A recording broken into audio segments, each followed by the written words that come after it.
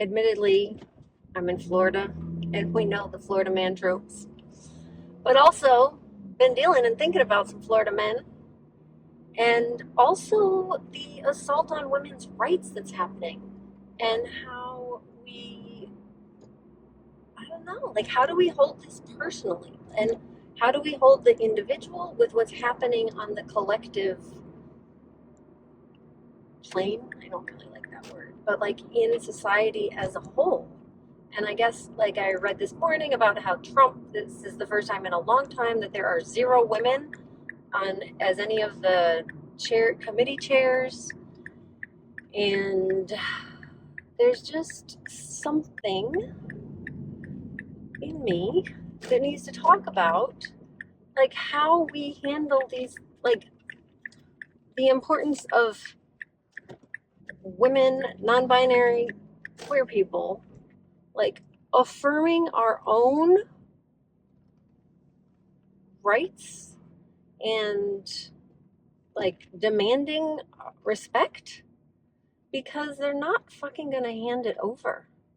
And some people don't know how to park. Yeah. I mean, today it was just the snide comment at the brake shop because I've had brakes squealing for 5 weeks. Only 3 of those I was actually driving ever since I got my brakes fixed. And despite having gone in once before and they took them apart, put it back together, and it still was an issue.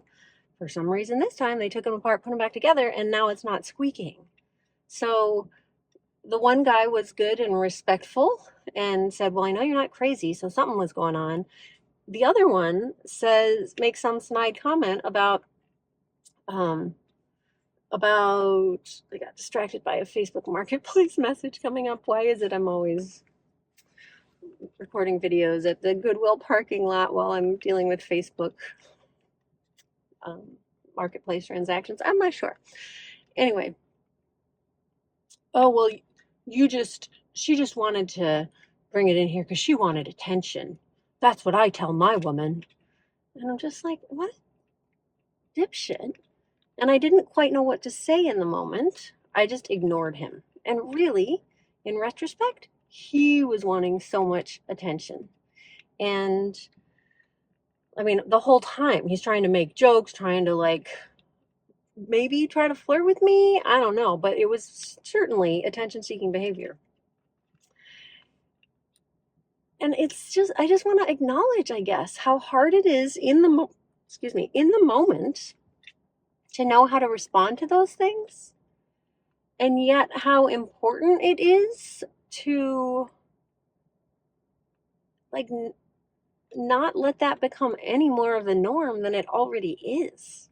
And to have, like, comebacks prepared. That's what usually happens for me is, and I'll think about some, like, what could I have said in that situation? Or what could you say in a similar situation? Like, that usually works well for me, is to have, like, a couple comebacks that I know I can kind of fall back on. And also, I still, even though I'm going to keep calling him dipshit, I still see the humanity in him, right? I mean, he's this, 22-year-old kid who clearly, like, didn't probably have the best upbringing and have the most support or emotional validation in his life. And it's just a product of his fucking circumstances. And so I feel scared. Like, I know part of me is like, are you dumb? All those people already left the country. Like, people are already getting out of America ahead of time, and you're staying here. And then there's the other voice in me that's like, yeah, that's a certain amount of privilege that can get people out of America that, yeah, I happen to have. And so I don't know. I don't know when it's going to get to a point that I'm going to feel like I need to get out of here for my own safety or the safety of my kids. But but until then, I feel like it's important for us to reconnect to the power that we have, and also, like, the brittleness of that type of toxic masculinity. Like, it's brittle. If we push back against it, I'm not saying that it can't be dangerous in some situations, but there's a way that if we push back against it in a way that I believe most of the time is compassionate, will make a difference or get through to people in a different way. And I'm not saying that there's not a time to be like for protective use of force. Sometimes there is. But to me, that's more of a last resort. And it's like, first, how do we, like, if we get those comebacks and we plant the seed of making him think twice next time he says that to his partner or to somebody else. And yeah, I don't know. And also, if in the future, if I had more time there and more energy, maybe I would invest. Like, yeah, it is doing the emotional labor. I shouldn't have to do it. Also, the reality of the situation is I do feel like doing some of that emotional labor is the best chance I have at creating change in the environment around me. I don't know if that's true or not, but that's what I suspect, and that's what it feels like.